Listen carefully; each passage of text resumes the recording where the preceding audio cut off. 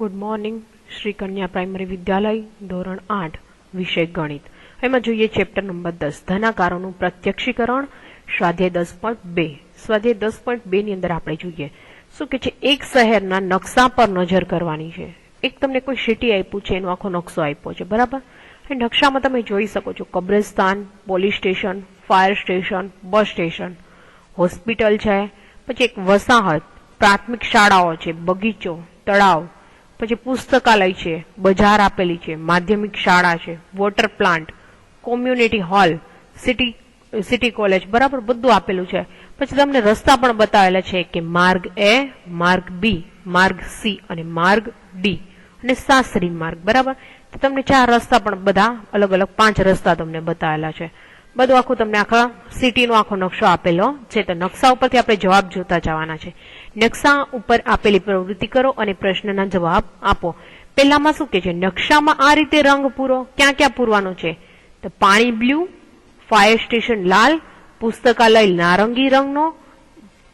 જોતા જજો, જ્યાં પાણી બ્લુ છે, બરાબર, જ્યાં ક્યાં છે પાણીનું ત્યાં તમારે કેવો કલર કરવાનો છે? વોટર પ્લાન્ટમાં છે ત્યાં બ્લુ કલર, બરાબર. વોટર પ્લાન્ટમાં બ્લુ કલર કરશો તમે, વોટર પ્લાન્ટમાં બ્લુ કલર. પછી ફાયર સ્ટેશનમાં તમે લાલ કલર કરશો.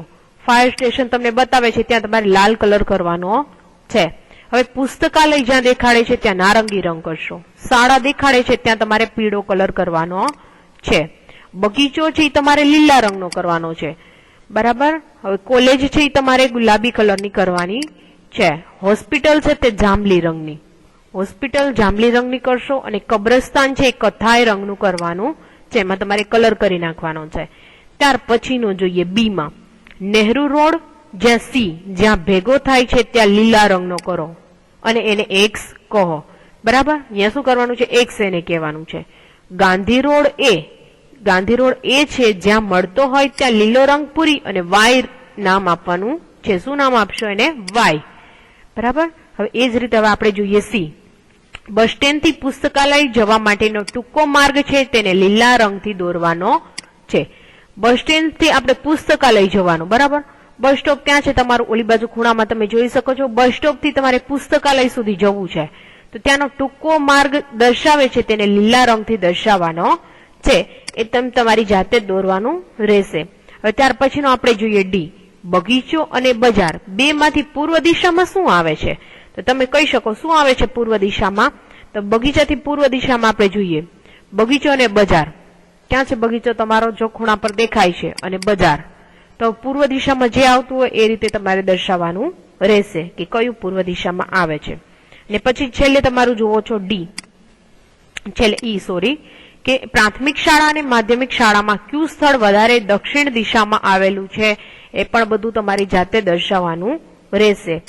ત્યાર પછીનો બીજો પ્રશ્ન છે, બીજા પ્રશ્નમાં નીચે જોઈએ ચોક્કસ સ્કેલ માપ લઈ તમારા વર્ગખંડનો તમારે નકશો દોરવાનો છે.